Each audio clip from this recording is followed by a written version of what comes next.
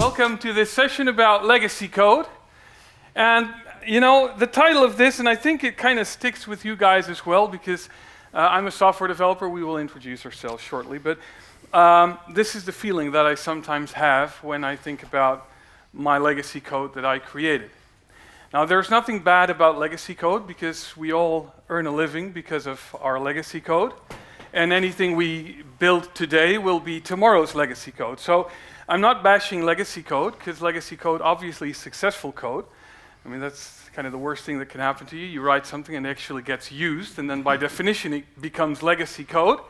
But there is kind of an issue, and during this presentation we had an idea to show you the latest update on the Microsoft migration tools. But the feeling that we had was if we just show you the latest update in the migration tools, and you're kind of missing out in the context, like, okay, but how do you actually use this? What is like a best practice, or what are things that you can do? So that's basically our goal for this presentation. These are scary photos. It's big, but anyway. They're like mugshots. On the left, that's me. That's Menno. I'm a technical lead for Bergler. And on the right, Rik Lammers. Rik I'm Lammers. Also a developer at Bergler. So the way that we divided the work was I do a lot of talking, and he actually knows what he's doing. So just to get a clear picture on what we're doing here, and he's also going to show the code. So he has kind of got the more complicated job today. And you know what? Why did we want to talk about this issue? And the reason is because I think many of us started, well, we may have started writing code a long time ago, but anyway, we see a lot of companies with successful products nowadays that those products started like maybe 10 years ago, maybe 15 years ago, and not many of us are working for companies that have products that are way older than that, like if you're working for Microsoft or something, because a company like Microsoft has already gone through a couple of big update phases. If you just look at the .NET framework, it has become kind of a mindfuck today, if you can say that, because it used to be .NET Framework, then it became .NET Core, now it is .NET, but we all call it .NET Framework. But anyway, it's a major update in the software. And many of us, I think if I look at myself and a lot of companies that we work with, are looking at our code, and we have been, you know, like 10 years ago or 15 years ago, you started writing a program and it was all nice, and you know, you were writing features, and the business was asking for more features, so we were writing more features, and many of those applications became monoliths. I'm not exactly sure why, because I don't think that was really a good practice maybe 20 years ago, but anyway, we kind of learned as an industry maybe as well. And now that we're kind of stuck with this 15-year-old code base, we need to do something about it. And it became even more urgent because Microsoft moved along. You know, as long as there was .NET 1.1 and then .NET 2 and then .NET 3 and .NET 4, you know, you could still migrate, no biggie. But now we have a completely new framework, and we're stuck with .NET, hopefully 4.8, but there are companies out there that are stuck with older versions of .NET Framework. So, and how on earth are we going to get rid of that? So that's what this talk is about. Anyway, just setting the stage a little bit, because many of us began a long time ago, some of you maybe a little bit younger, but you know, it were the good old days where you had a few choices to make. You were either developing for, well, most of us I think for desktop applications, some of us maybe for web applications, and you chose a framework, whether it was Java or .NET or Delphi. I don't know that there are many Delphi developers still out there, at least here. But anyway, you know, the good old days. But that's not really the case anymore. I mean, a lot of things changed in the meantime. You used to get away with maybe releasing once. I know that Team Foundation Server, which was a pretty crappy product to begin with, had a release cycle of, I think, 3 years. So a new major version came out every 3 years. And nowadays we are looking at maybe multiple releases per day for some organizations, or at least, you know, a release per sprint or whatever, which puts incredibly different demands on our software. You cannot be writing it the same way that you did 20 years ago. we used to have Microsoft. And Microsoft was kind of closed off, which was a lot of the criticism that people had on Microsoft, was that it was like this closed bunker. Not anymore. I mean, they embraced open source. I think they are more open source today than Java was back in the days. And this also opens up a huge set of tools that we can use. But much of our legacy code is like, okay, great that those tools exist, but I can't use them because I still have my legacy code. So it prompts issues. By the way, this is a really cool slide because of this small URL here, because this is actually a website that shows you a lot of it's not formally approved, but it's like best practices on all sorts of open source tools that you have. So I'm pretty sure that they're going to put all those slide decks at some location, and then just look back at this slide, and then especially this right corner. So the most important part of this slide is so small that most of you can't read it, okay? By the way, you still have some energy left because it is the end of the day, so I'm kind of hoping you're not falling asleep during my presentation. And another thing that happened is we used to have pretty long support periods. Like .NET Framework, you could have a version of .NET Framework and it would be supported not indefinitely, but very long. And if you look at the new long-term support, but long is a relative thing here. Microsoft still has long-term support of 3 years, but if you look at stuff like Angular, I don't know if you guys, any of you built single-page applications on the front end with Angular. Long-term support, 1.5 years. React, I couldn't even find a long-term support there. They probably have it, but they're just hiding it or something. So anyway, many of those platforms are evolving incredibly fast, and we kind of need to be able to keep up the pace. But it's not easy if a platform has a long-term support of 3 years and you have to migrate all the time. And it's not like it's a huge migration, but still, it's something that we as teams need to be doing. So this means that we have an issue with our legacy code. Now today is a little bit about a little more context on what happened on the Microsoft side, and then we're going to go into the migration tools. But before we do that, it's important to say that there is no quick fix or silver bullet when it comes to fixing legacy code. So we're going to show you a couple of things today when it comes to the migration tools that Microsoft has. The issue with migration tools is if you have crappy code on the left and you're going to be migrating it to the right, then you're going to have crappy code on a new platform on the right. So if you want to use this correctly, then you need to have a better strategy than just thinking about the migration tools that exist. The migration tools can be helpful because it can kind of prolong your misery for a little bit longer because you have a little bit more time, so you're buying time. If I have a legacy application at the moment, and by the way, Rick is going to show you some pretty cool stuff with regards to Strangler pattern. He's going to talk about that, where you can actually rebuild your application while the old application is running inside one application. More about that later. But you need to come up with some kind of strategy. And sometimes a part of that strategy can be, okay, I'm migrating my .NET Framework 4.8 application to whatever .NET 7 or .NET 8 when it's coming out, or .NET 6, whatever you choose. Just to buy some time, or maybe to fix some issues because you're doing a cloud migration and you can run it in different ways. There can be multiple reasons to do it. But anyway, it's not the final solution. You will still have to come up with some kind of strategy.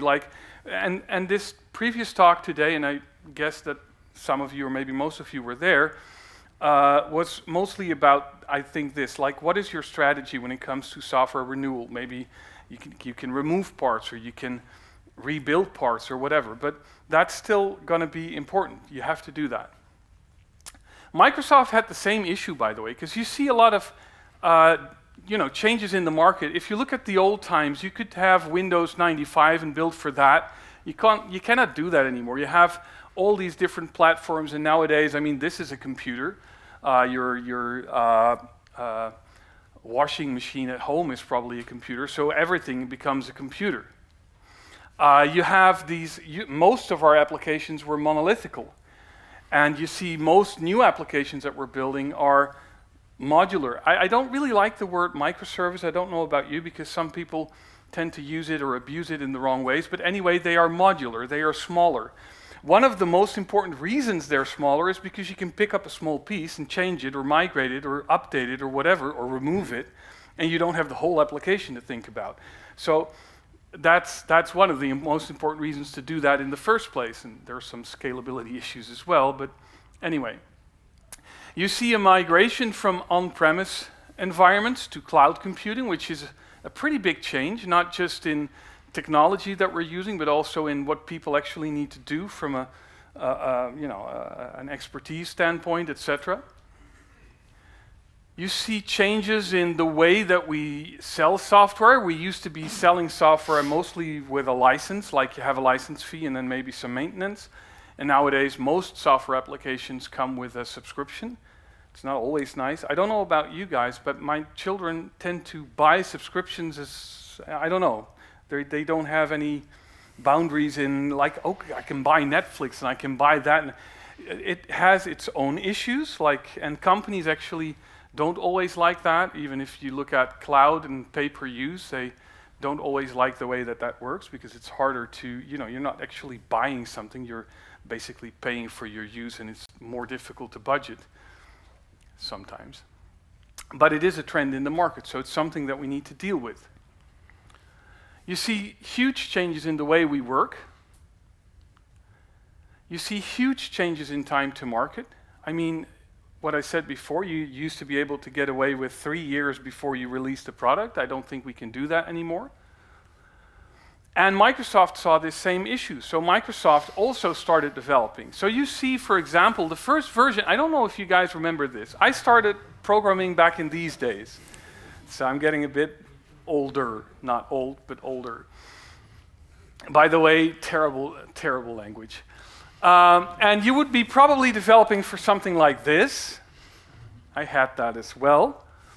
And at some point, Microsoft came out with something like this, and actually you could do something for the web, for the internet, which was kind of cool. It was very. I wrote an application with Microsoft Web Forms. I don't know if any of you used it.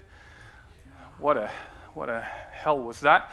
Anyway, and Microsoft finally, all the way down to framework 4.8, it was basically still the same framework. And you had this idea was actually kind of cool, because they built this framework so you could build your application on top of a framework. So you didn't have to actually know the differences of all the different versions of operating systems or whatever you had back in the days.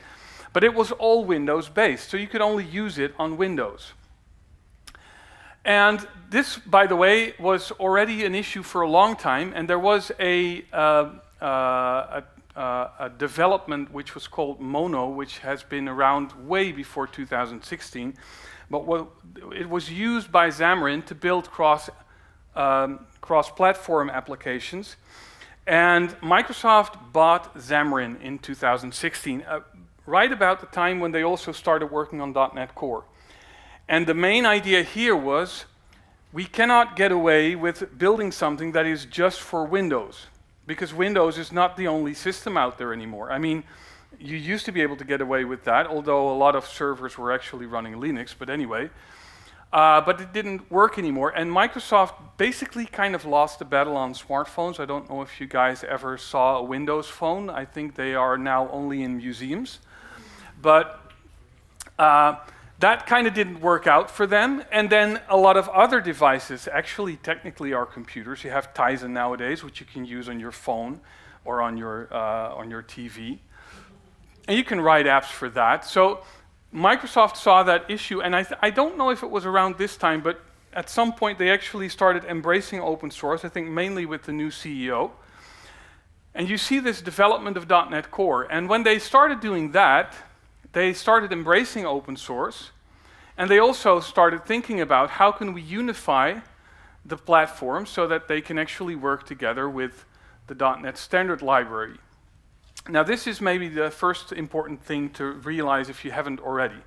If you have legacy code on .NET Framework 4 point whatever, hopefully, one of the things that you can do is .NET Standard Library is basically a set of contracts that works on all these environments. So you can write code that will work on your legacy .NET framework, it will work on .NET Core, and it will work within Xamarin.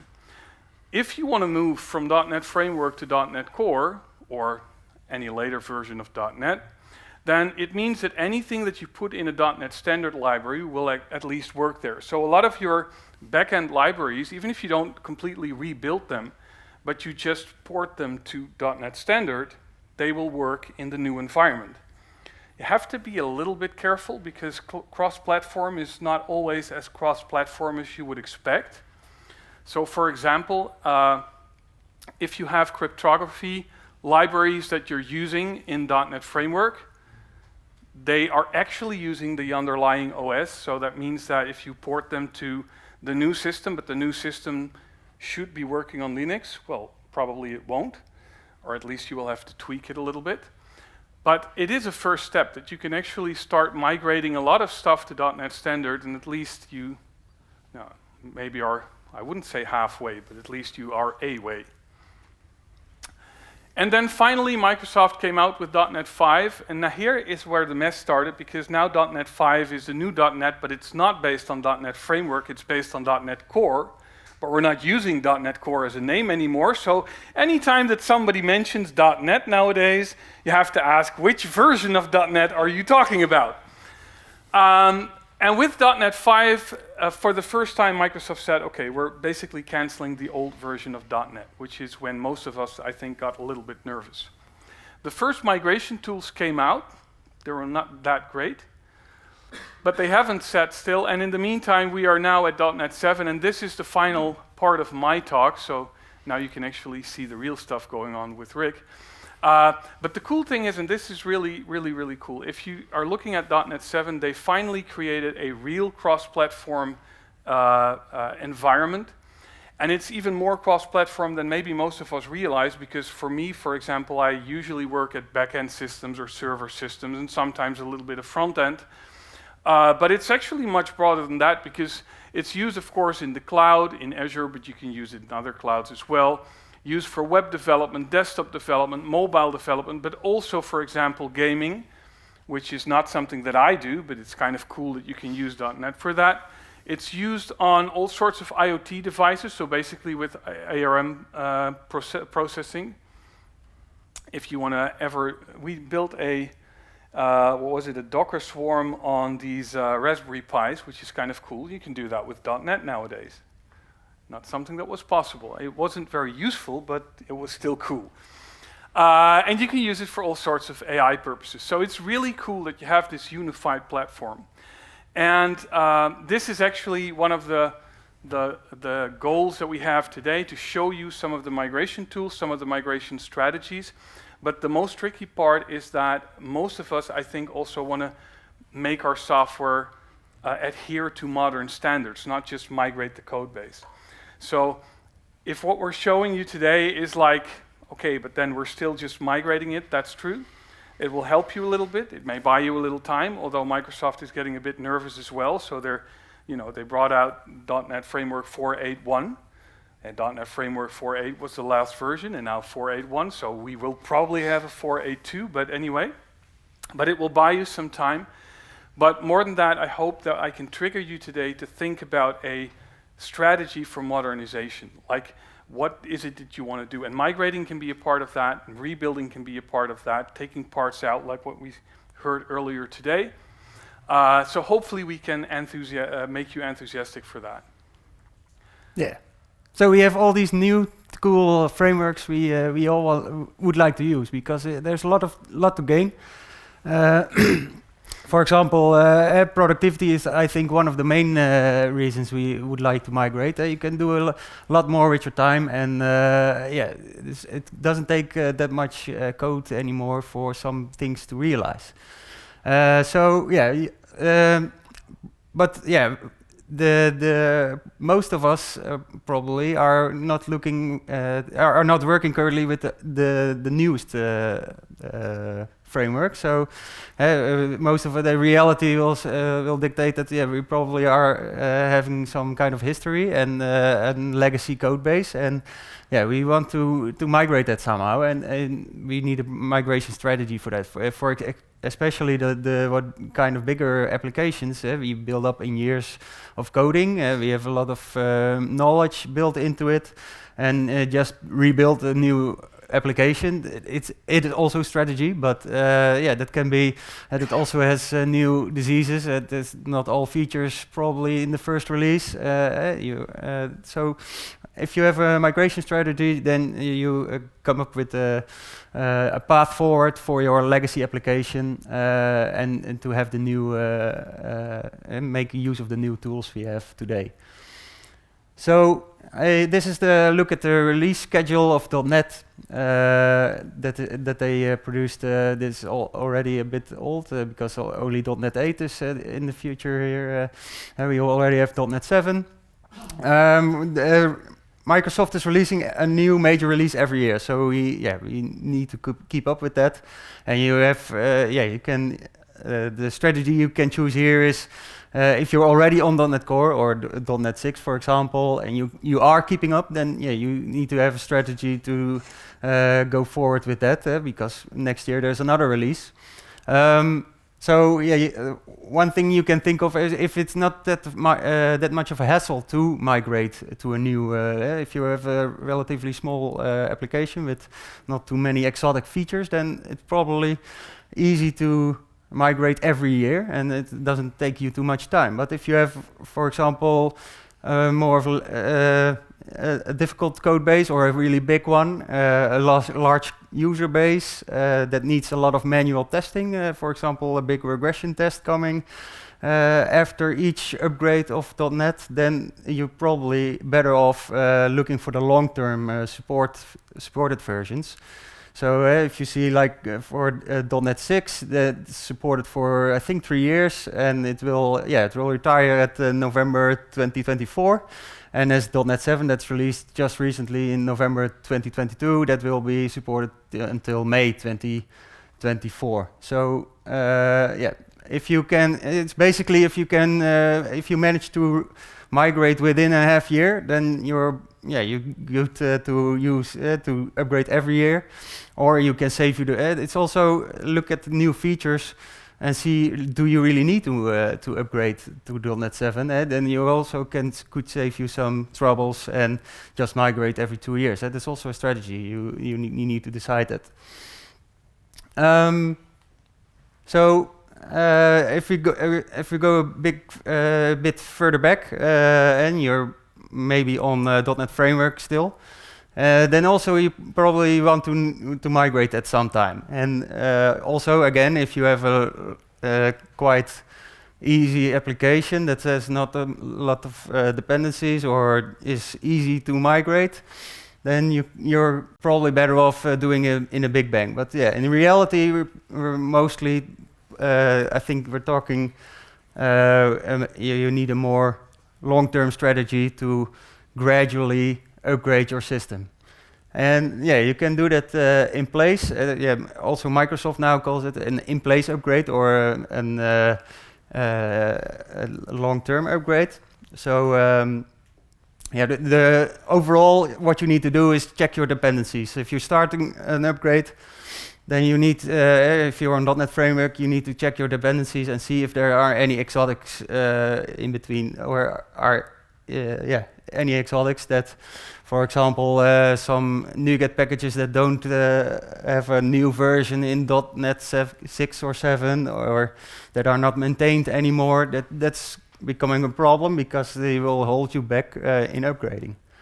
Same goes for projects you are dependent on, or maybe you're dependent on another team that's developing a library for you, or you're some external binaries. That's some preparation you need to do before you can, before it's wise to upgrade. Then you actually start working with upgrading a project, or if you look at your solution, you can always best start at your most deepest dependency. If you have, for example, a data library or something, that's also probably a bit of a problem, because maybe you're using Entity Framework. That is also might be a bit of a hassle to migrate. Also, you need to think about, do you want to upgrade to Entity Framework Core, or do you want to stay on the old the Entity Framework still maintained? Yeah, so if you upgrade the project, you upgrade the new SDK style. That's basically, in simple terms, what you need to do: upgrade the project file and upgrade your NuGet references to use the new version of your NuGet. And then, you have, I'll come to that later, you have the upgrade assistant also for that. It will help you with this stuff, automatically. And then if that's all done, then you need to build it and see if it works. Which it usually doesn't, by the way. That you have a great chance that it doesn't. Especially also ASP.NET MVC, for example. I don't know if a lot of people are using that, but that's hard to convert in a Go. For example, with the upgrade assistant, that's a bit difficult. So if it builds, of course you need to test it, and test it a lot. I think go through it, have a big regression test if you, and this is all if you're talking about the big conversion of a project or application. Rik has mentioned the update assistant a few times, but the update assistant is it's a name you should remember, because it's actually a tool that is both a command line tool and nowadays also an extension on Visual Studio. You can just install it. And you can actually right-click on a project and say, do a migration scan first. It will show you what kind of misery you're in. And then you can actually migrate it. But for a lot of libraries, it can save you heaps of time, because it actually does a lot of the migration for you, like switching project styles, etc. So if you have like just libraries that are used by your application, you would like to move them, for example, to .NET Standard, you can just use the upgrade assistant, right-click the library, and start doing the migration. Yeah, exactly. So if you use, for example, upgrade assistant, it will also detect how if you point it to your solution, then it will detect how your dependencies are arranged. And this is a very simple dependency tree. So we have a web application that has dependency on some business library, and that's dependent on a data library, for example. And the way to go about, and also the upgrade assistant detects this. You probably want to first change your data library, and then you can, in the examples Menno just mentioned, you could move it, for example, to .NET Standard, and then if you use if you upgrade the data library to .NET Standard, then this will probably work with your, if you're still using .NET Framework, you can depend on .NET Standard, and then you're preparing for an upgrade. That is also a bit of gradually upgrading your code base. Because this is a simple tree, probably you have dependencies all over the place, so you could start just by seeking your deepest dependency and see, can we upgrade it, and then go about it and see, make it already a bit better for the, prepare for the future, and eventually try to get your web application to upgrade. So this is the upgrade assistant we were talking about. It's really a command line tool which will guide you through the process. You need to click, put in a lot of choices, but what it will do some tedious jobs for you, like converting the project files. It will fix your references, but it will also, for example, do a lot of ASP.NET stuff, and that will, it will go through your controllers maybe and fix some stuff that needs to be fixed in every controller. This is being maintained, so they add features in it and add extra things in it, but still for ASP.NET it's a bit it's hard to convert those applications in one go. But it's really really helpful also for class libraries, for your console applications, WPF and WinForms. They can also be converted this way. And yeah, what they are also working on is having a great assistant for Xamarin to .NET MAUI, and UWP to WinUI, and WCF to WCF Core. WCF Core is, yeah, I think Microsoft didn't want to start working on a new WCF package or framework because, yeah, it's a bit, I didn't It's the work. benefit of open source.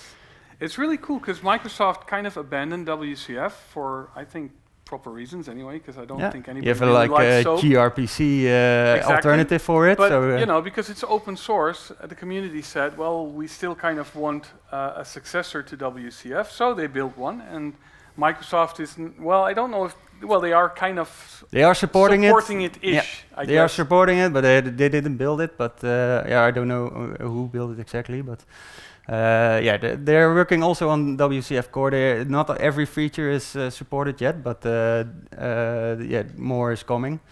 So if you really dependent on WCF, then maybe that's a thing to look at. Or yeah, you can just also grab the opportunity to think more of a lightweight framework like gRPC. That's also a good option, I think. So then, what is a common pattern for upgrading your legacy applications is the strangler fig pattern. It's coined by this term is coined by Martin Fowler, I think. And what it basically is, you have your big legacy application and you want it to upgrade in the long term. So it's hard to do it at one go, but you would want to do it gradually. You want still to you still have a user base to take care of. So yeah, they need to use your application. And yeah, you can do that by introducing a new modern application. You just do like a hybrid.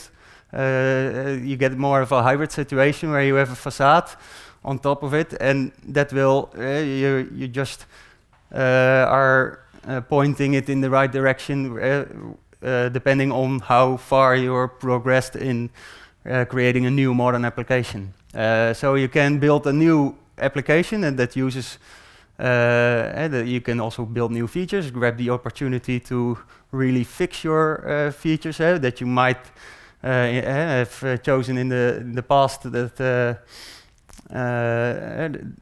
that grown apart or grown a bit wrong. You can take the opportunity and then just keep your modern application growing, put features in that, move features to that, and then eventually you hope to get someday to the point where you have only a modern application. Yeah, that's maybe a utopia, but yeah, that because if you're building on your new hybrid modern application, then probably it will it will also be legacy sometime. No, what's new here is that Microsoft has the upgrade system, but it's also a Visual Studio extension. So you can use it you can use the Visual Studio extension to actually use this pattern and create a new empty ASP.NET MVC application on top of it, and that will start empty, but it has a reverse proxy in it built by Microsoft. It's called yet another reverse proxy. And that will try to get it looks at the endpoint that's trying to be reached, and it looks for the feature to in the new application. If it is there, then it will use that feature in the new application. But if it's not there, then it will fall back on the old application that you have there. So there's probably no need to change the old application, and you can just easily convert feature by feature to your new application. So yeah, that's what I'm going to show you as well in the Visual Studio extension. This is really something to dive into. By the way, this is currently available for ASP.NET, so basically web applications. any type of ASP.NET application. It is recommended to first, if you're not on the latest version of .NET Framework, so Framework 4.8, I would probably recommend to do that first. It's relatively simple usually, but it is for ASP.NET. If you have like a WinForm application or something like that, I don't know if they're going to build something similar, because of course it's a completely different technology. So I don't even know if this kind of trickery would work on WinForms. So you might be stuck with a big bang migration there if you would have to, but still worth investigating. Like, is it possible to do some kind of thing where you can gradually migrate stuff? At least the .NET Upgrade Assistant is available for WinForms. So this is the extension that is that you can use. It has been around with some other names as well, but I think they recently renamed it to the .NET Upgrade Assistant. So yeah, you need to install that. And here I have a legacy application that I just created, and it's just like the sample from Microsoft that you get with if you create a new template. And what I did is I created an extra people model in it with a database on Entity Framework. I just scaffolded this feature, so it's a really out-of-the-box application that I'm going to but it's in .NET 4.8. So we want to migrate that. I already took out the Entity Framework part of it, so that can be a bit of a hassle. I put it in a separate library where it is a person and the migration and stuff. So if we now take a look at here, if you right-click on the project, then you see here the Upgrade Assistant, and this is the in-place project upgrade. So that's what we also saw in the Upgrade Assistant, and here it shows you really simple where do you want to migrate to. We have you even see where the different kind of. Is it readable for everyone? It's a bit small, but you see here that you can migrate to .NET 6 or .NET 7. And you also see it until when they are supported. So let's take .NET 7 here. And then you can click all the classes you want to migrate, and there's nothing much to migrate in this project. It's just for an example on how the Upgrade Assistant works. What we see pretty much nothing. Only thing that's changed is the project, and I did that wrong because I added a multi-targeted framework. Don't worry, he does that on every presentation. So this is what the project should be. But if we go now to the MVC application, then we also have the upgrade, and then it shows you something different. It's the side-by-side incremental project upgrade. So here you can click on, and then what it does is you can choose to create a new project. We'll call that Web Application 3 Core, and you can select which kind of application you want. You can also create a core web API for it. So maybe you want to also take the opportunity to create a spa on it or something. But yeah, that's all in the possibilities. It's just some convenience that they created a next finish wizard for it. Here it's going to tell you what it's going to do. For example, so one of the things here is it will add the YARP NuGet package and the configuration for it. So that all comes out of the box for it. And if we do that, then it will show us some nice check marks. So we're done. And then here we'll see, this is the migration oversight. Here we see, but what we see here is that we have 0 endpoints that are in .NET Core and 11 in .NET Framework. So it's an empty application, but if we run it, what you also might see, you probably didn't see that, but they created a double startup project for it. So both your old project and your new project will be started. And you'll also see here that the new application is running in your Kestrel server. But yeah, the application itself hasn't changed, and yeah, it still works. So only thing that changes is the port here. And nice thing to know is that the old application also still works on the old port here. So it's really yeah, using the reverse proxy to the old application, and yeah, because we have nothing implemented in our new application, it will yeah, just follow through to your old application. So what we can do is here upgrade controllers. For example, I can select my my home controller with the about page and the contact us page, and then we can upgrade selection. And yeah, I need to stop my application. So now if we rebuild our application, then we see something's wrong here. And that's because it didn't convert the CSS in the views correctly, or it's another way of adding your CSS, but actually convenient to show my demo.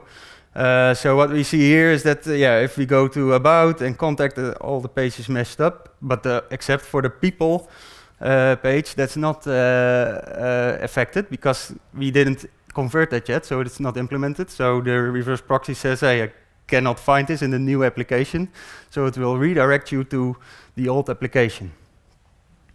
And if we look at the old application, then here we have still the old application. So there's really two applications running simultaneously, and but yeah, your new application will have the new features.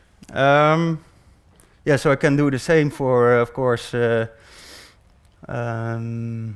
my people controller.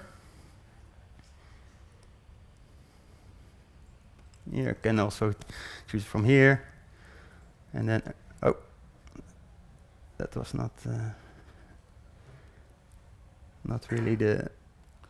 By the way, the upgrade assistant is doing some quite neat trickery with the upgrades of the controllers. It also, of course, tries to migrate the views. It even does some correction because the old Razor pages, Razor views, it's I think Razor views, but I always mess those two up.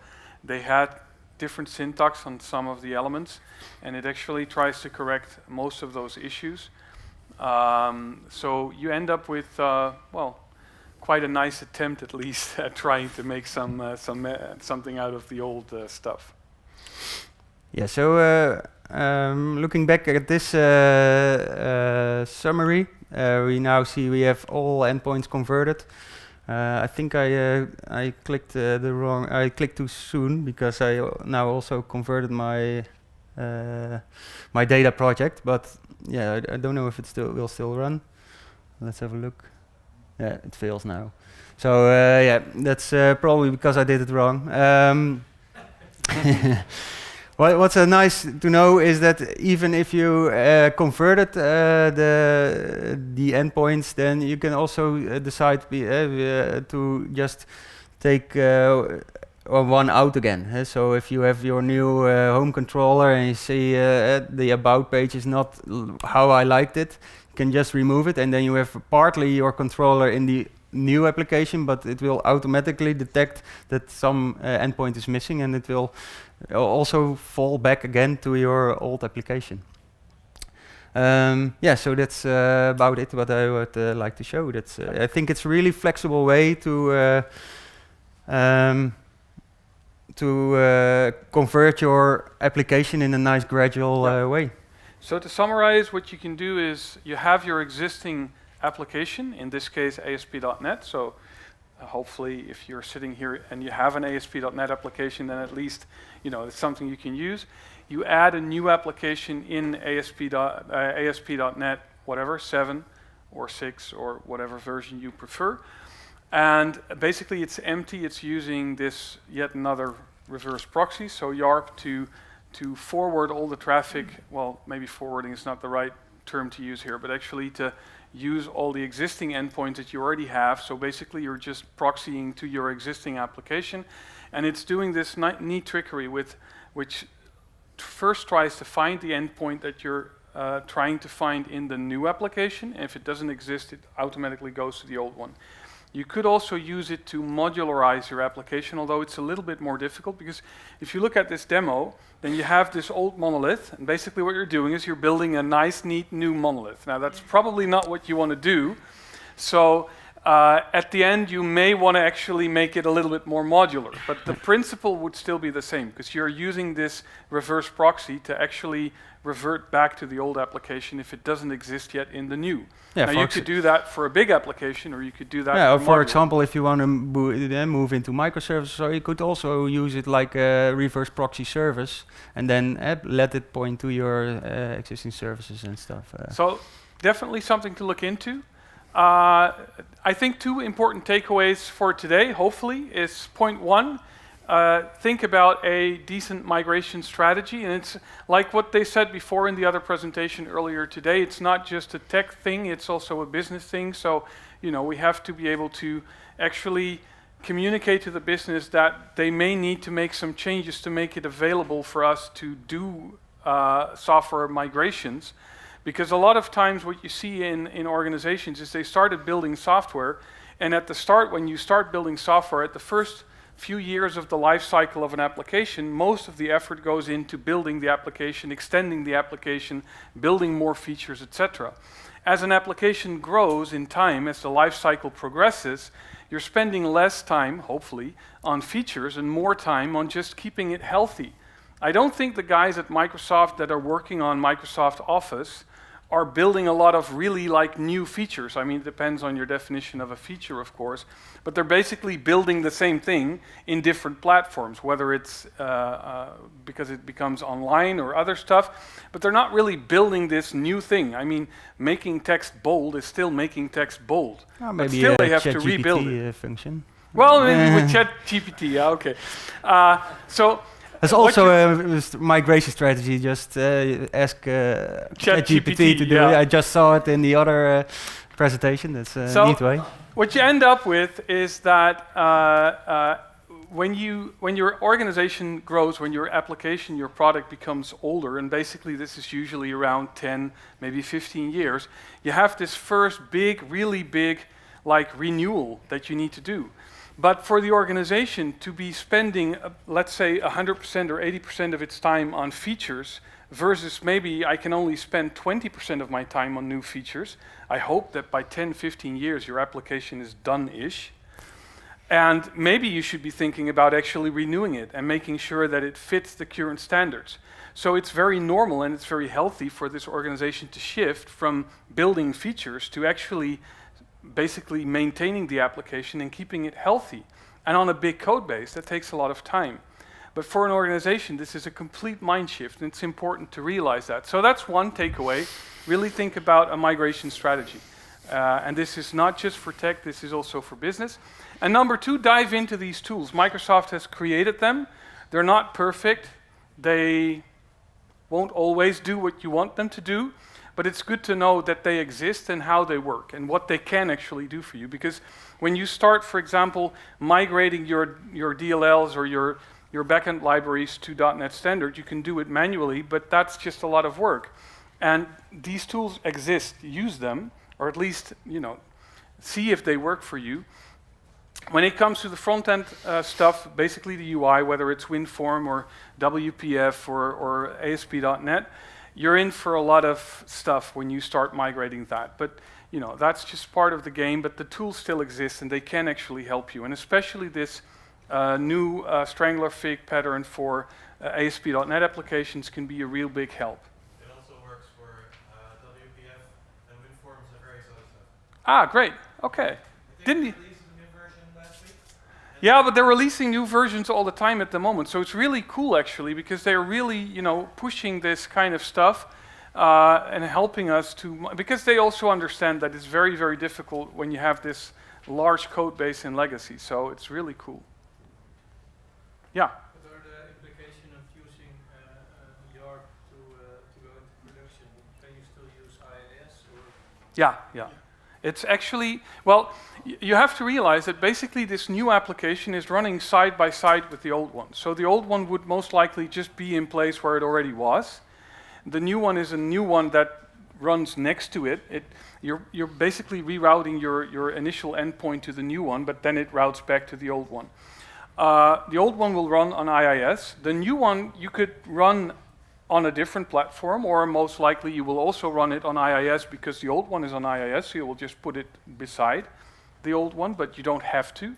So basically they're just two separate applications, and because of the reverse proxy, you're actually routing traffic to the old application. You will have some performance penalty for that, but it's not huge because a lot of times you're already using proxies for certain, whether it's load balancing or other stuff.